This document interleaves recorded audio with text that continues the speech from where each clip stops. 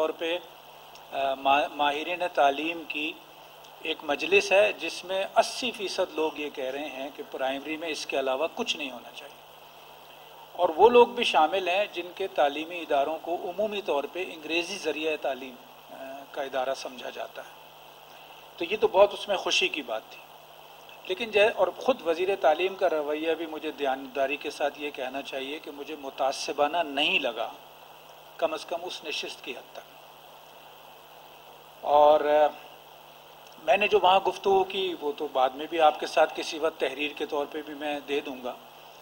وہ 8 نکات پر مبنی تھی، جس میں میں نے دستور کا بھی حوالہ دیا، جس میں میں نے عدالتی فیصلے کا بھی حوالہ دیا، اور یہ حوالہ دیتے ہوئے میں نے یہ نقطہ ان کے سامنے رکھا کہ کسی بھی فیصلے کو قبولیت عامہ اس وقت حاصل ہوتی ہے جب اس کے ساتھ قومی سطح پہ اتفاق رائے کا ایک تقدس موجود ہو، اور دستور کی دی ہوئی بات اور عدالت عظمیٰ کی جانب سے کہی جانے والی بات اس آپ کی اس ساری مشق کو ایک تقدس فراہم کرتی ہے کہ آپ جب ذریعہ تعلیم اور دستور کا فلاں شیخ یہ کہتی ہے کہ آپ بتدریج اس جانب جائیں گے۔ ہمارے ایک تعداد تو ہے معاشرے کو اگر آپ بحیثیت مجموعی سوچیں کہ جس کا یہ موضوع ہی نہیں ہے، لا تعلق ہے۔ ایک تعداد جس میں ہم لوگ بھی شامل ہیں، ہم مزاحمت کر رہے ہیں اس کی۔ ایک تعداد بہت بڑی وہ ہے جس نے سمجھوتا کر لیا ہے، اور ایک تعداد وہ ہے جو سمجھوتے سے آگے بڑھ کے اسے بخوشی قبول کر رہی ہے۔ اور تخلیق کون کر رہا ہے؟ ظاہر ہے اس میں تو ہم کہیں بھی نہیں ہیں۔ تو آج دنیا کے علوم ہوں، دنیا کی ٹیکنالوجی ہو، ابلاغ کی جو دنیا ہے وہ ہو، اس میں ساری پیش رفت وہ ہو رہی ہے جس میں کم از کم ہم اردو بولنے والے بہت پیچھے رہ گئے ہیں۔ یہ تو ایک حقیقت ہے۔ اس کے ساتھ دوسرا جڑا ہوا معاملہ یہ ہے، اردو سے جس لیے ہم محبت کا اظہار بھی کرتے ہیں کہ یہ ہماری تہذیب کی زبان ہے، یہ ہماری اقدار کی زبان ہے۔ حقیقت میں جو بہت بڑی تبدیلی آ گئی ہے وہ یہ ہے کہ آج کے بچوں کو اور آج کی نسل کو جو زبان مل رہی ہے، اور زبان سے مراد اردو یا انگریزی نہیں ہے، چونکہ تہذیب کی زبان جو ہے وہ خود ایک یعنی عنوان ہے کہ اگر آپ کہتے ہیں کہ مین از اے سوشل اینیمل، اور آپ ساتھ ہی بچے کو یہ بھی بتا دیتے ہیں کہ انسان ایک سماجی حیوان ہے، تو یہ دو مختلف زبانیں ہونے کے باوجود دراصل ایک ہی زبان ہے۔ اور اس وقت میرے خیال سے اردو زبان کے لیے چیلنج دو طرفہ ہو گیا ہے۔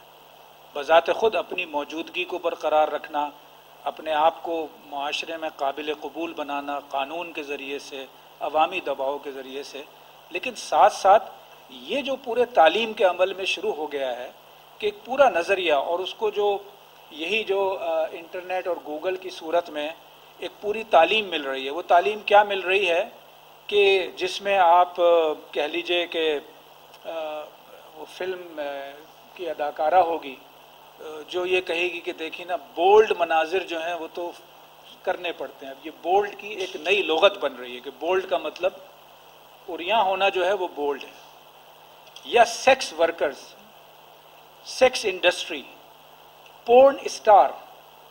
اب آپ ان سارے الفاظ پہ غور کرتے چلے جائیں تو یہ پورا ایک نظام زندگی اور تہذیب ہے، اور ہمارے یہاں یہ ساری چیزیں اس لیے قابل قبول ہو جائیں گی کہ اگر آپ اردو میں طوائف کہیں تو یہ تو قابل قبول نہیں ہے۔ ہاں آہستہ آہستہ سیکس ورکر کی جانب ایک چونکہ ثقافت کو اور معاشرے کو لے جانا ہے، اور سیکس انڈسٹری، تو یہ سب چیزیں قابل قبول ہوتی چلی جائیں۔ ماحول پیدا کرنا، ایک عوامی دباؤ پیدا کرنا، میرے خیال سے یہ بہت ضروری ہے، اس کو کسی صورت نظر انداز نہیں کرنا چاہیے۔ اس میں جیسے آپ نے یہ 1.5 کروڑ دستخطوں والی بات کی، یہ بہت ہی مفید ایک مشق ہے، لیکن زیادہ اہم بات یہ ہے کہ ہم اس کے لیے دلائل کو کتنے مؤثر انداز میں ترتیب دیتے ہیں اور کتنے خوشنما انداز میں اسے پیش کرتے ہیں۔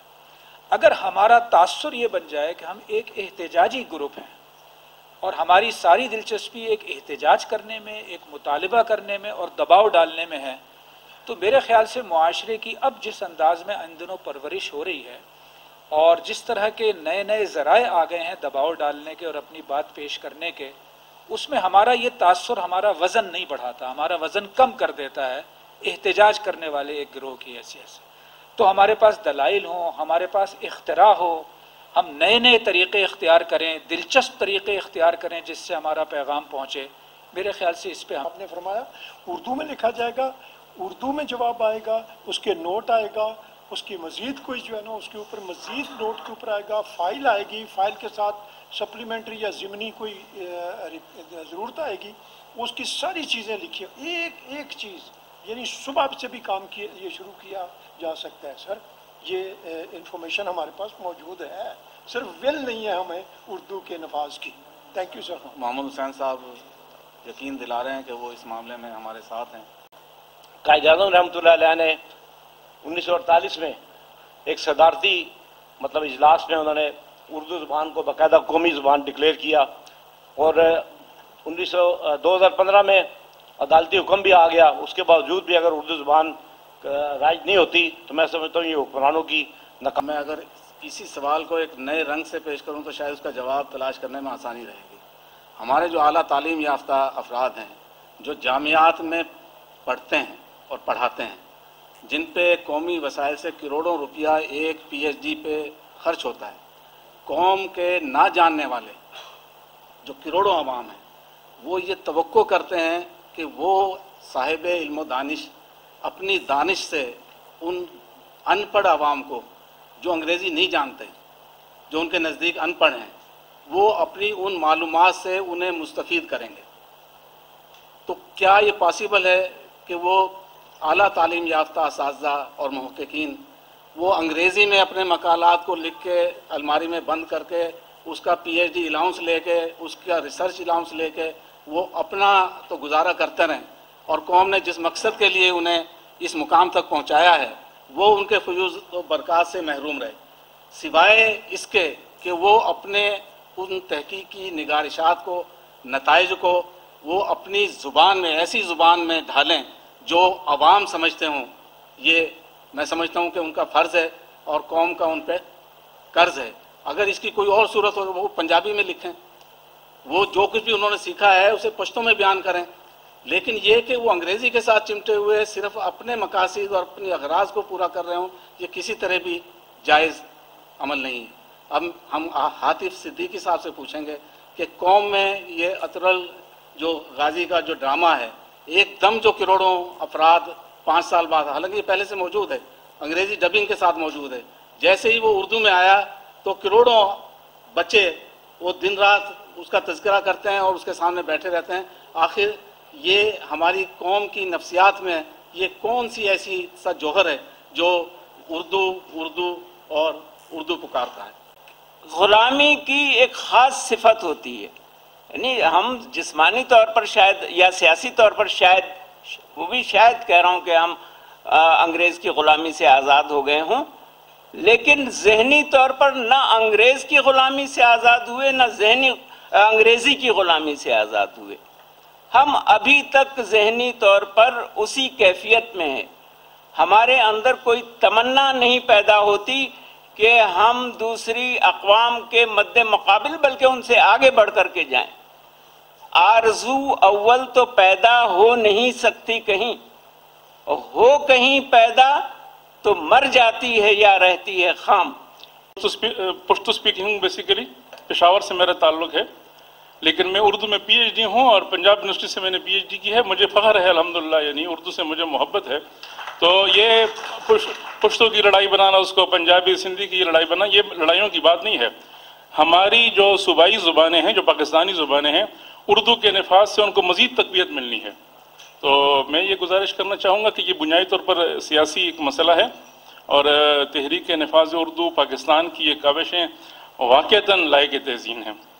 ایک یہودی کا چھوٹا سا ایک قصہ سنانا چاہتا ہوں.